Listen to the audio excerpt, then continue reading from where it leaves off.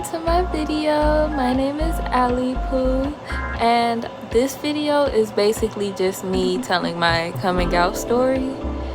So basically, yeah, that's all I'm doing for this video. I'm doing this makeup look that I have on right now is just a really basic everyday makeup look. My light died, so I have to use a ghetto setup so that I can have some sort of lighting in here.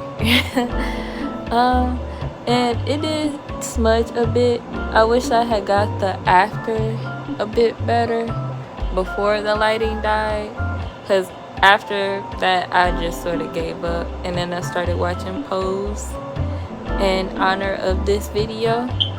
Happy Pride. I hope you enjoy the video. There might be some things that I trail off, or I might have forgotten to mention some things. So if you have any questions, please just leave them in the comments. And this is my official offer to being your favorite lesbian YouTuber, your favorite lesbian YouTube channel. I mean, it's all your choice. It's your choice, but I would like to be number one. Just vote. There's nowhere for you to actually vote for it, but please stick around, subscribe. I'm gonna have more interesting videos later on because it is Pride month. It's June. It's also my birth month. How fitting for a queen like me, a queen queer like me, to be born in the month of June. It's just, yeah, it's gonna be a lot. We're gonna have a lot of fun these few months, and I'm gonna have a lot of fun posting videos. So without further ado, into the video we go. This is the skin that I'm working with right now while I'm doing my makeup. So I guess I'll just have to start at the beginning. So it started when I was really young. I had to been 4, because I remember having the hugest crush on Dora the Explorer, and I had all her toys. I even had her little potty training things. I was in love with Dora the Explorer. That was my awakening, my first girl crush. So it does start pretty young. But from there, I sort of suppressed it, because at that time, there was definitely no one who was out and openly gay around me at that age that I knew of. No one had a girlfriend, no one had a wife. In fact, I haven't even seen an actual lesbian wedding until I was already 19. That was 18 or 19. That was the first time I saw a lesbian wedding. But I'll get to that part later on. So basically, I had always known I was attracted to women, but I haven't always dated women. In fact, I didn't start dating women until I was in my 20s. And the reason for that being simply, I was in denial for most of my life. I was I know I'm attracted to women, but I think I'm in denial. I'm just not gonna let myself explore that. And that comes from a place of being scared. I grew up in a very religious household. I was Seventh-day Adventist. And if they didn't even want me watching Harry Potter or Disney Channel, what makes you think they would be okay with me being gay? It's just that type of mentality. Now, I did still watch Harry Potter and I did still watch Disney Channel, but that's not the point. They could be a little mad that I watch Harry Potter and a little mad that I watch Disney Channel. But being gay is something, that's a big one. But honestly, from there, I had my first boyfriend when I was 16. I never dated before that, and I just really wasn't interested in dudes like that before then. So I had my first boyfriend at 16 and we were together for 2 years. Now, that relationship did not help me at all with figuring out my sexuality because I thought that I didn't like him because he was a bad person. And he was a bad person. He treated me terribly. He was verbally abusive sometimes. He was always like just constantly cheating on me every 5 minutes. If you've seen the movie Bottoms, he was like the football player, the main football player in Bottoms. That's how he treated me. No, I didn't cheat on you again. And then the whole time he did actually cheat on me again. But the thing that stuck out to me in that relationship was I wasn't really mad at him when he was cheating on me. I didn't really care. I didn't really care when he did anything at all. Like, I introduced him to my church people. I introduced him to my family. But, like, I did that because he wanted to know my church family. And he wanted to know my family. It wasn't really something that I wanted him to do. And on top of that, when I found out he was cheating, I was mad, of course, but I felt more so upset because I thought I was a better looking one in the relationship. And look at me. Well, don't look at me now because right now my makeup's not done. But pretty soon, look at me. Like, I was the better looking one in the relationship. And yeah, I was just upset that the girls didn't see that I was a better looking one in the relationship. They should have wanted me, not him. Me. I was so jealous that he could pull girls with such ease. And I wasn't even fully out, but I was still telling people that I liked girls. Like, I let people know that I like women. The signs were there. People just mostly didn't believe me because at that time I was with the dude. So I get it. I get why they didn't believe me. They have reasons. And that whole relationship felt sort of beardy to me because I wanted to be with women in high school, but I just wasn't out and I wasn't allowing myself to be out. I knew I wouldn't be able to bring them to my church, so I didn't see no reason in. And I didn't know how my family was going to react, so I definitely wasn't trying to be around women in that way.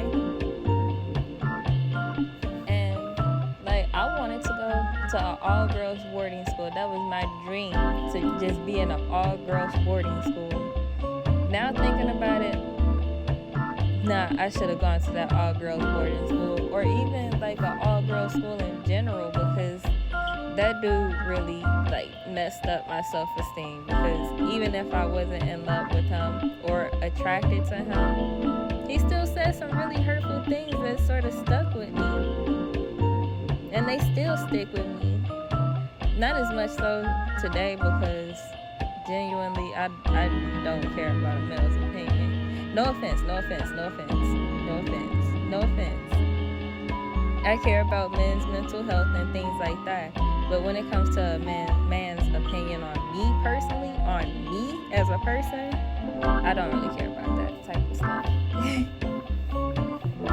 But, oh, look how nice that blended. It looks really cute. I love doing makeup. This is so fun. But anyways, back to the story. So we were together for 2 years. Then we had broke up. It was basically him saying, we should break up. And I said, okay. And that was the end of that. And after that, I was convinced the only reason why I didn't like men at that time was because I didn't like him. But maybe if I met a nice dude, if I met the right one, then maybe I would like men. Maybe it's just I haven't found the right one. So I had started trying to talk to other dudes. I had started trying to talk to other men. And that didn't last because I did meet some really great dudes. There are a lot of great dudes out there. But I still didn't want them. I still wasn't attracted to them. And I still just didn't want to be with them. And that was really frustrating for me because at that time I was being set up by a lot of people. Like they would tell me, oh, so and so likes you, or oh, you should give so and so a chance. And it would be genuinely good people who were like friends, and it was just frustrating because they were really cool dudes out there. But eventually I had to accept and admit to myself that I was gay. Before I came out, I had to be willing to accept that myself. Now, how I came out to my family was, it all started in phases. So the first phase, my mom had asked me what I was. She asked me this in 2019. And she asked me because of something. I guess one of the daughters on Real Housewives came out as queer. So my mom had asked me if I was something like that. And I was basically like, oh yeah, something like that. I didn't tell her any details, but I was like, yeah, something like that. And she was like, I knew it. Okay, you'll tell me when you're ready, but okay, I knew it. And I was like, okay, I just must have gay written on my forehead or something. I must have queer on my forehead or on my back or something. But she's my mom, so of course she would probably pick up on that pretty easily.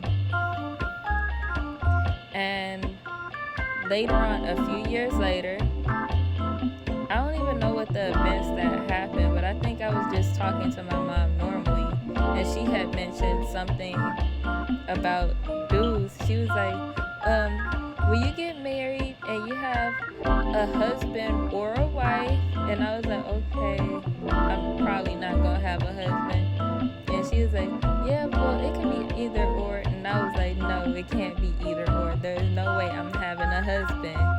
It's just not gonna happen. And she was like, okay, so are you openly admitting that you're a lesbian? And I was like, yeah, I guess I am.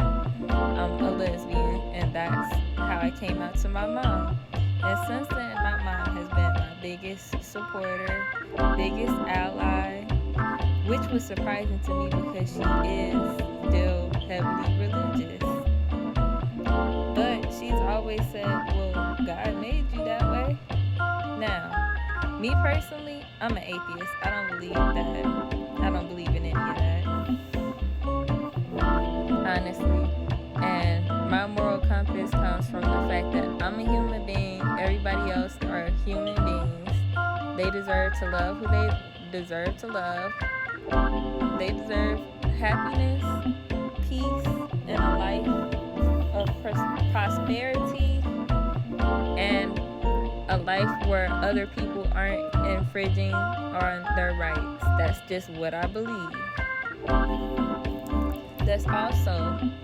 That is also why I'm pro-Palestinian. I might as well get that out there now. I'm pro-Palestinian. Free Palestine. Save the Congo. Save Sudan. And stop ICE. I'm also against ICE. That's another thing. But yeah, so back to what I was saying. I'm just not Christian at all. I feel like, yeah, but she still loved me as a Christian. She still, it has been there for me, and I'm lucky to have her as a family member. I'm lucky to have her as a mom. Now, how I came out to my brothers was a bit different. I just told my brothers. I really just said, hey, I'm a lesbian, I'm gay. One brother was like, okay, I've known that since you started playing softball in high school. I did start playing softball in high school.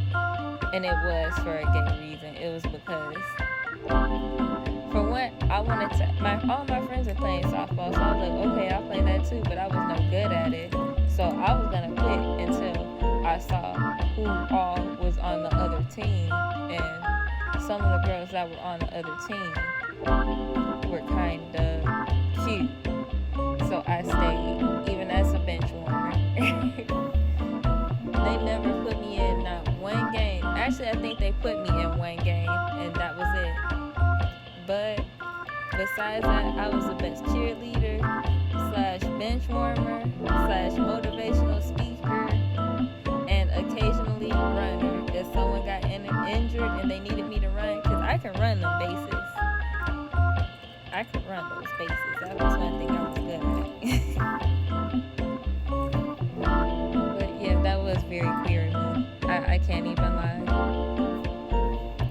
I told my other brother one day I had called him because I was having a bad day at work, and my mom was like, "Oh, you should call your brother and come out to him." And I was like, "That's such a weird thing to do," but I did it, and it did keep my mind off of things. He just sort of laughed, and he was like, "Okay, I don't really care."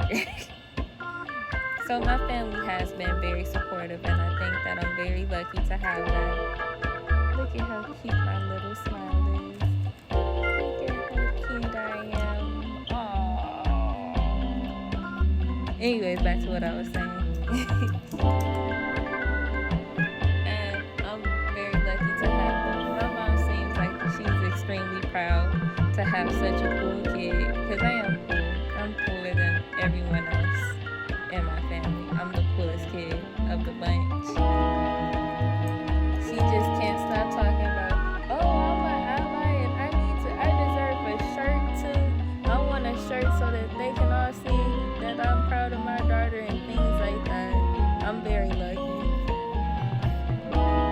And I just someday want to spread that. I want to, because I know other people don't get that.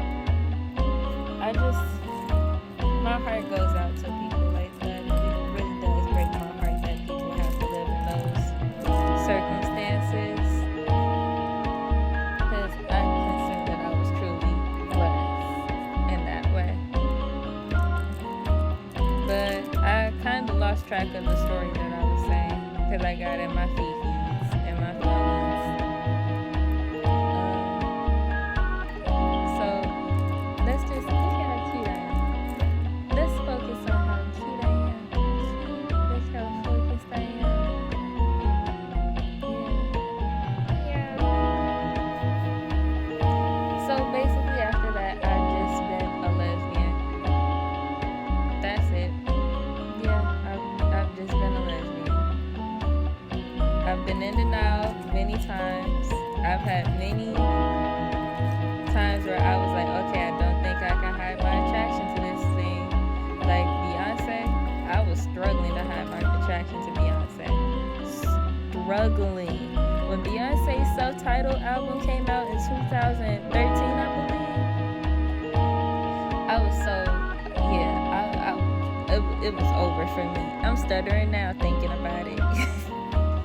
Because Drunk in Love is crazy. The music video to Drunk in Love was insane. How was I supposed to react to that? You tell me how you would react to that. And it was just,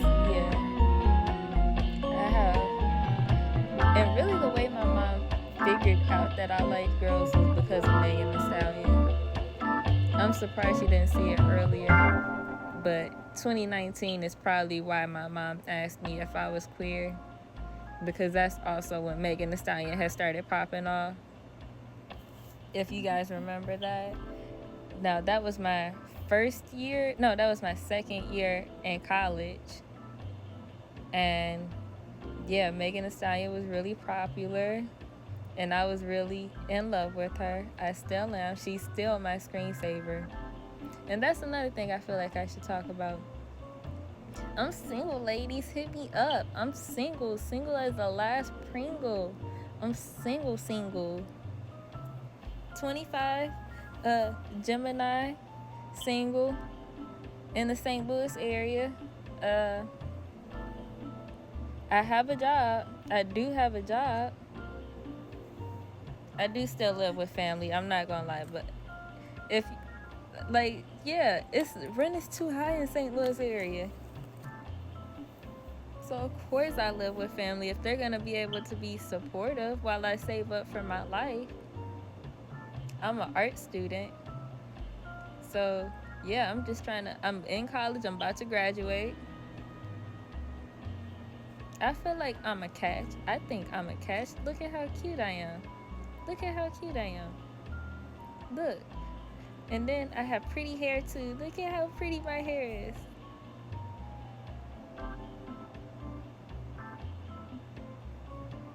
It's crazy, ain't it? It's okay. It just needs some shaping. It just needs a little work. But that's okay, because see, I pull it back and then I try and pull it back out. And it just needs to be, yeah, just needs shaping. It's still cute. But yeah, I'm single, ladies. Hit me up. My type is usually femmes, but I'm okay with stems and studs. I'm okay with that. I'm not really a strictly one type of person. So please hit me up. Hit me up. But back to the story. Actually, I think I'm pretty much through with the story. Yeah. In the words of the great Chew from Luna, go kiss a kitty or something. Go kiss a pretty kitty. Alright. Bye bye. Till next time. Thank you for staying to the end of the video. I hope you enjoyed my story time. This is my first time doing anything like this type of video, or even doing a video at all. This is my first. So please have mercy on me. I'm still learning. It's gonna get a bit more interesting the more I figure out how to use editing tools, and the more I figure out how to make more interesting videos. So please just be patient. It's still a learning process, and as I grow, hopefully your love for me grows. And love you. Please stay for another video. Like, subscribe, leave a comment. Love you.